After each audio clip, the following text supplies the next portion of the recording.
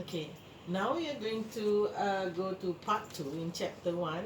We are still in the overview of the investment process. So the part 2 will talk about the mean of the historical return. And just now, in part 1, we have already talked about how to calculate the HPR and HPY. So for mean of historical return, there are two ways. First, we talk about the single investment for a single year. But there are two ways here that you have to know. The first one, we look at the arithmetic mean ways, the method of arithmetic means, and also the method of geometric mean. We call arithmetic mean as AM and geometric mean as GM. So what are the formula that you're going to use?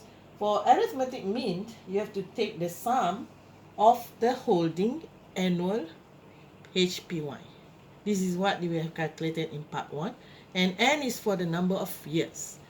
For GM, geometric mean, this is the formula.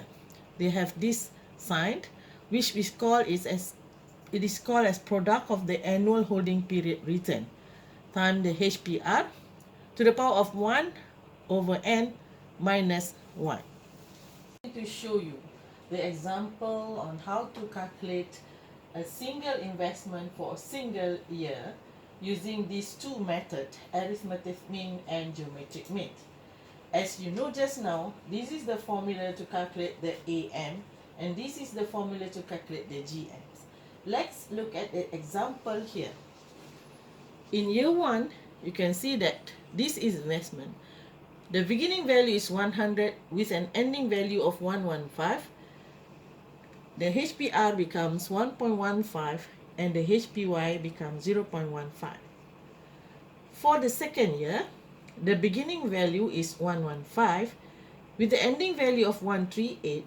The HPR is 1.20 and the HPY is 0.20. And for the third year, the beginning value is 138 and the ending value is 110.4. The HPR is 0.80 with the HPY negative 0.20.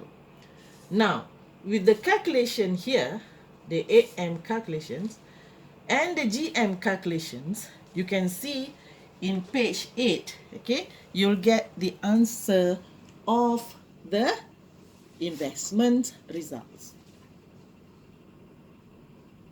So as a conclusions, you can see the calculation shows that investors are typically concerned with the long-term preference or performance, okay, when comparing an alternative investment. So if you use the geometric means as we have calculated just now, this geometric means is considered a superior measure of the long-term mean rate of return. Meanwhile, the arithmetic means will provide a good indications of the expected rate of return for an investment during a future individual year. But for a long term, arithmetic mean may be biased, especially for a volatile security. Let's look at another example to see the mean by using the arithmetic mean and also the geometric mean. We are still looking at the example of an single investment. Okay, let's say a security increase the price from 50 to 100 during year 1 and drops back to 50 during year 2. Look at this figure. It is in this table where we calculate year 1 when the beginning value is 50 with the ending value of 100, the HPR is 2 and HPY is 1. But in the second year, the price dropped to 50 back and the HPR comes up to 0.5 and the HPY become negative 0.50. Therefore, you can see here, using the AM arithmetic mean formula, the results of this mean for the first year and the second year is 25%. Seems like their investment brought no change in wealth and no return. But you can see that this AM compute a return of 25% for overall. But if you use the GM, it becomes more accurate using this formula, where the product of HPR to the power of 1 divided by n minus 1, you will get a HPY of 0%.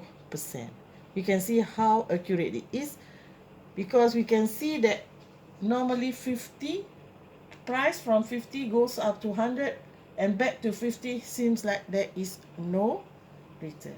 But using AM, seems like it shows you a 25%. But this GM is more accurate if you use this formula to show the real return.